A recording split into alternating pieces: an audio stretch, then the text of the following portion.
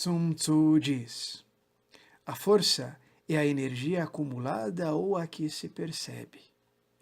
Isso é muito mutável.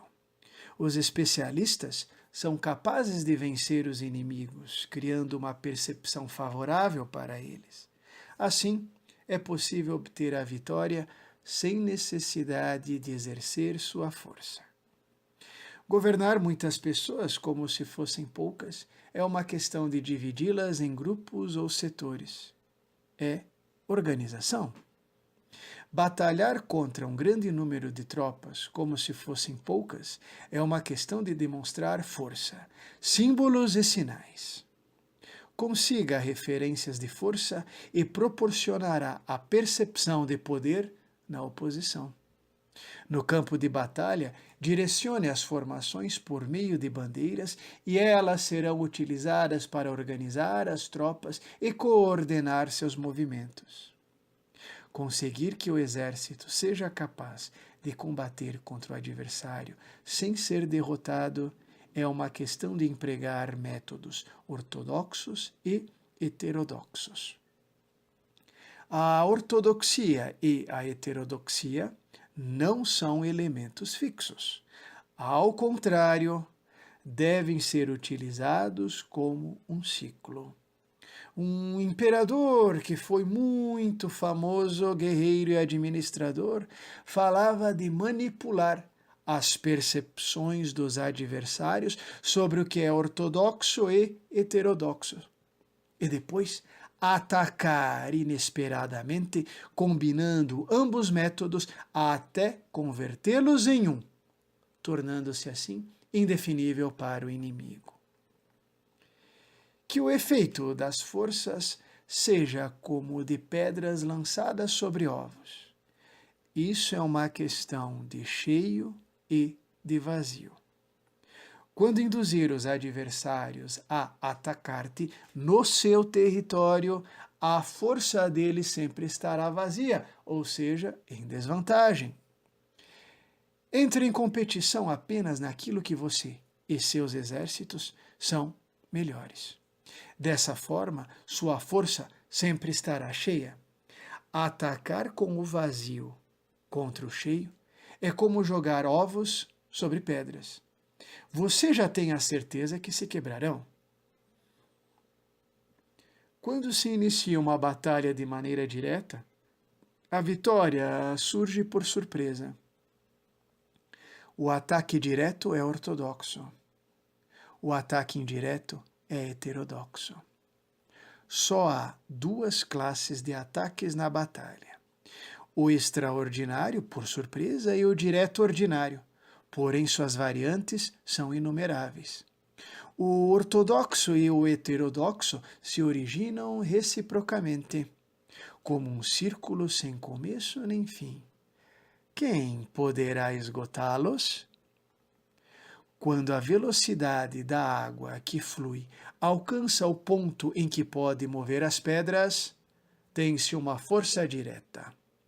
Quando a velocidade e destreza do falcão é tal que pode atacar e matar, tem-se a precisão.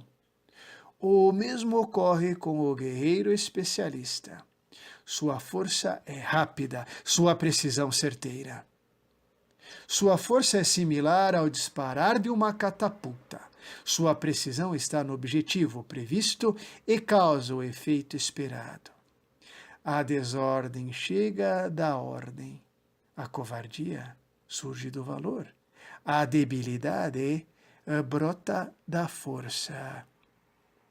Se você quer fingir desordem para convencer seus adversários e distraí-los, primeiro estruture a ordem, porque só então pode criar uma desordem artificial. Se quer fingir covardia para conhecer a estratégia dos adversários, primeiro tem que ser extremamente valente, porque só então pode atuar como tímido de maneira artificial. Se quer fingir debilidade para induzir a arrogância em teus inimigos, primeiro deve ser extremamente forte, porque só então pode pretender ser débil. A ordem e a desordem são questões de organização. A covardia é uma questão de valentia e de ímpeto. A força e a debilidade são questões da formação da batalha. Quando um exército tem a força do ímpeto, inclusive o tímido se torna valente. Quando há a perda da força do ímpeto, inclusive o valente se converte em tímido. Nada está fixado nas leis da guerra. Elas se desenvolvem sobre a base do ímpeto. Com astúcia, se pode antecipar e conseguir que o adversário se convença a si mesmo como proceder e mover-se. Ajuda-o a caminhar pelo caminho que você está traçando. Faça mover-se o inimigo com a perspectiva do triunfo, para que caia na emboscada. Os bons guerreiros buscam a efetividade na batalha a partir da força do ímpeto e não dependem só da força de seus soldados. Os bons guerreiros são capazes de escolherem a melhor gente, empregá-la adequadamente e deixar que a força do ímpeto logre seus objetivos. Quando há entusiasmo, convicção, ordem, organização, recursos, compromisso dos soldados, existe força do ímpeto e o tímido é valoroso. Assim é possível determinar os soldados por suas capacidades, habilidades e encomendar-lhes deveres e responsabilidades adequadas. O valente pode lutar, o cuidadoso pode ser sentinela e o inteligente pode estudar, analisar e comunicar. Cada qual é útil. Fazer que os soldados lutem, permitindo que a força do ímpeto faça seu trabalho, é como fazer rodar uma rocha. As rochas permanecem imóveis quando estão em um lugar plano, porém giram em um plano inclinado. Ficam fixas quando são quadradas, porém giram quando são redondas. Portanto, quando se conduz os homens à batalha com astúcia, o impulso é como as rochas redondas que se precipitam montanha abaixo. Essa é a força que produz a vitória.